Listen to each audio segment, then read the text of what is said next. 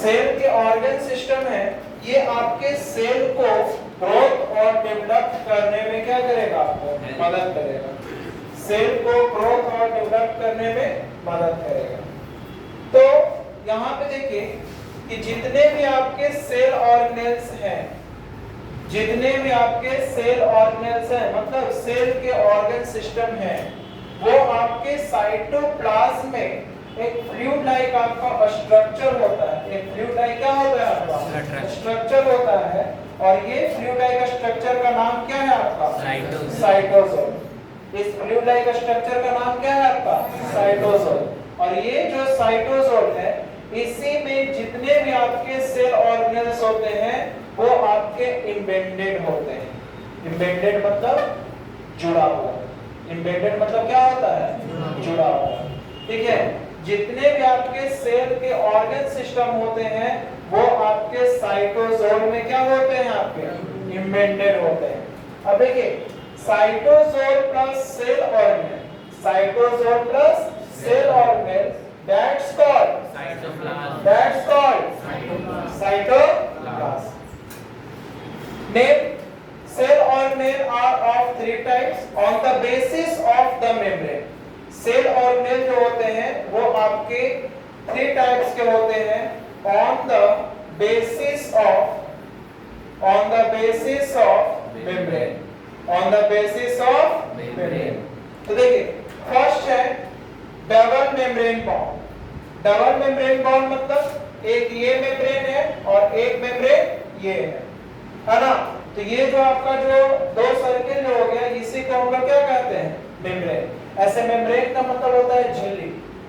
Membrane का मतलब क्या होता है, झिल्ली। ठीक है, तो double membrane just like a mitochondria and the plastids, mitochondria and plastids. Next है सिंगल मेम्ब्रेन। तो सिंगल मेम्ब्रेन जो है वो है आपका एंडोप्लाज्मिक रेटिकुलम, उसके बाद है आपका गोल्गी एपरेटस, उसके बाद है आपका लाइसोसोम और उसके बाद क्या है आपका वैक्यूल्स। क्या छोटो, वैक्यूल्स। नेक्स्ट मेम्ब्रेनलेस, इसमें आपका कोई भी मेम्ब्रेन आपका प्रेजेंट नहीं होगा, कोई भी मेम्ब्रेन आपका प्रेजेंट नहीं होगा। फर्स्ट है राइबोसोम। फर्स्ट क्या है आपका, राइबोसोम। ठीक है, तो ये जितने भी आपके सेल के ऑर्गन सिस्टम है, सारे का फंक्शन अलग अलग होता है और इसी फंक्शन के आधार पे हमारा जो सेल जो होता है वो आपका काम करता है। और किसी भी लिविंग ऑर्गेनिज्म का जो स्ट्रक्चर और जो फंक्शनल यूनिट होता है वो भी आपका क्या होता है, आपका सेल। क्या होता है, सेल, है ना। The basic unit of life. अगर कोई भी जीव है, चाहे वो आपका यूनिसेलुलर हो या आपका मल्टीसेलुलर हो, चाहे वो आपका यूनिसेलुलर हो या आपका क्या हो, आपका मल्टीसेलुलर हो, वो आपका किस चीज से बना हुआ होगा, आपका सेल से। अब किसी में एक सेल प्रेजेंट होगा, किसमें आपका दो या दो से ज्यादा सेल क्या होगा, आपका प्रेजेंट होगा। जिसमें आपका सिंगल सेल प्रेजेंट होगा उसमें कोई भी आपके ऑर्गन सिस्टम नहीं होंगे, और जिसमें दो या दो से ज्यादा सेल होंगे उसमें आपके ऑर्गन सिस्टम्स क्या होंगे, आपके प्रेजेंट होंगे। तो that's called single cell organism is called आपका क्या होगा, यूनिसेलुलर, एंड टू और more cells that's called multicellular organism. Clear, clear हो गया तक? यस। चलिए अब हम लोग एक एक करके, बहुत सारे हमारे पास सेल ऑर्गेनेल हैं, तो इसको थोड़ा सा हम लोग सिर्फ ओरली आज हम लोग देखते हैं, नोट्स नेक्स्ट क्लास में करेंगे।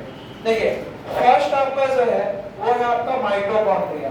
फर्स्ट क्या है क्लास 9, माइटोकॉन्ड्रिया। फर्स्ट क्या है बाबू, माइटोकॉन्ड्रिया। माइटोकॉन्ड्रिया को हम लोग powerhouse of the cell कहते हैं। माइटोकॉन्ड्रिया को हम लोग क्या कहते हैं, powerhouse of the cell, है ना, powerhouse of the cell. Mitochondria को हम लोग क्या कहते हैं, powerhouse of the cell.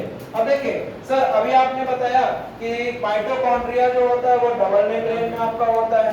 देख लीजिए डबल मेम्ब्रेन कैसा होता है, आप लोगों को हम बताया भी थे एक क्लास में। ये आपका स्ट्रक्चर होता है माइटोकॉन्ड्रिया का, है ना।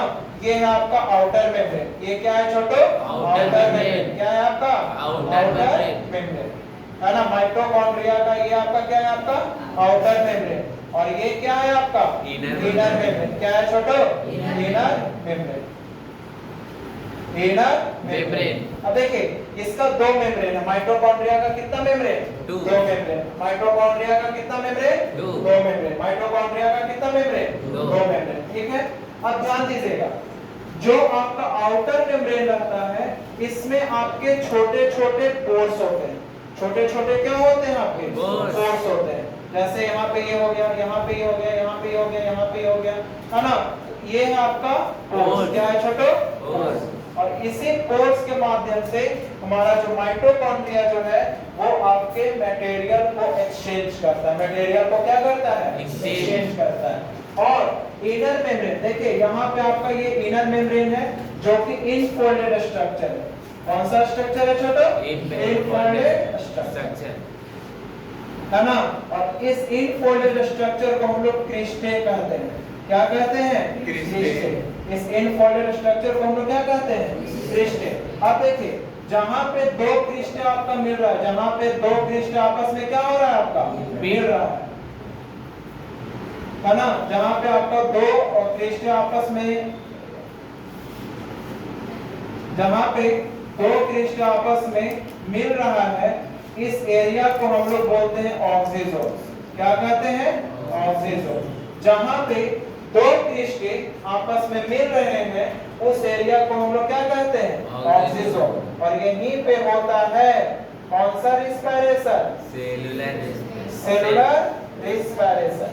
आप लोग को पढ़ाए होंगे क्लास 7th में, आप लोग पढ़े होंगे, आप तो क्लास 9 में हो, आज से 2 साल पहले आप लोग क्लास 7 में पढ़े होंगे कि जब आपका ऑक्सीडेशन ऑफ क्या होता है? आपका food. Oxidation of food. Oxidation of food का एक फार्मूला क्या होगा? C6H12O6। C6H12O6। C6H12O6, है ना? और ये जब हमारे शरीर में जाएगा तो किसके साथ मिलेगा? ऑक्सीजन के साथ मिलेगा। किसके साथ मिलेगा? ऑक्सीजन के साथ मिलेगा। और जैसे ही ऑक्सीजन के साथ जाएगा इसमें कौन सा गैस रिलीज होगा? CO2। कौन सा गैस? CO2 plus water. कौन सा गैस बाबू? H2O। और प्लस यहाँ पे एनर्जी का फॉर्मेशन होगा, इसका नाम क्या है? ATP, है ना? ATP का फुल फॉर्म होता है एडिनोसाइन ट्राइफॉस्फेट। एडिनोसाइन ट्राइफॉस्फेट क्या होता है? Adenosine triphosphate. ठीक है, इसी को हम लोग बोलते हैं energy currency of the cell. इसी को हम लोग क्या बोलते हैं? Energy currency of the cell. तो ये जो energy currency of the cell है, ठीक है, वो आपका माइटोकॉन्ड्रिया का जो इनर मेम्ब्रेन है, माइटोकॉन्ड्रिया का कौन सा मेम्ब्रेन? Inner membrane. माइटोकॉन्ड्रिया का कौन सा मेम्ब्रेन? Inner membrane. और वो इनर मेम्ब्रेन का जहां पे दो क्रिस्टल आपस में मिलते हैं ऑक्सीजोन, इसी एरिया में आपका कौन सा रिस्पायरेशन होता है? आपका सेलुलर रिस्पायरेशन। कौन सा रिस्पायरेशन? Cellular respiration. और इसके पास अपना डीएनए भी होता है, मतलब माइटोकॉन्ड्रिया के पास अपना डीएनए भी होता है, अपना राइबोसोम